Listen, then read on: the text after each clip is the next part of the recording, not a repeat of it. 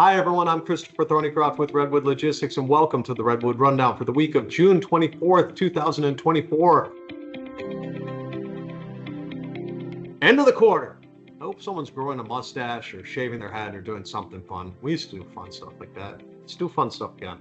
Why are we going to have fun? Because the outbound tender rejection index is soaring. It's up over 5.43%. What does that mean? It means that the spot market is growing. That spot market that has been so compressed, that has been so marginalized, is finally starting to come on up. If you take a look, we're at the highest level for the outbound tender rejection index that we have been since Christmas of this year. But what's driving it is way more important. The dry van outbound tender rejection index at 5.51% is the highest that's been since Christmas of 2022. It's a long time that dry van carriers have gone accepting all their freight. Same with freight brokerages. And speaking of freight brokerages, we look at this tweener outbound tender rejection. That's the amount of tender rejections for freight that's between 450 and 800 miles. And that's sitting at 7.18%.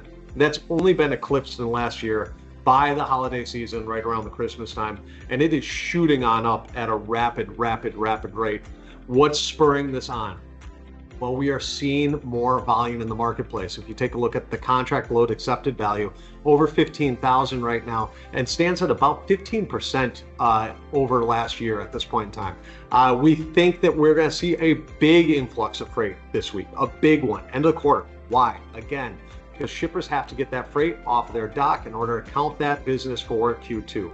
Then when you look at the fact that the IOTI has been consistently up, that's it, inbound ocean tender volume index, that's saying that our imports are coming on up, and that's been consistently up since really the back half of May and picked up pace throughout June. That's your like 15 to 28 day lead time on freight. That's suggesting that the middle of July is going to have plenty of freight coming on.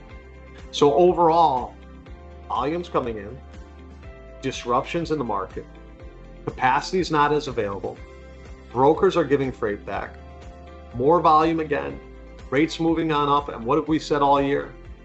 If you have declining capacity and you have increased volume, that leads to increased rates.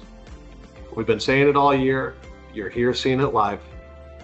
We hope that you have a great end of the quarter, and hopefully you're having a great 4th of July as well. We'll talk to you soon. Take care.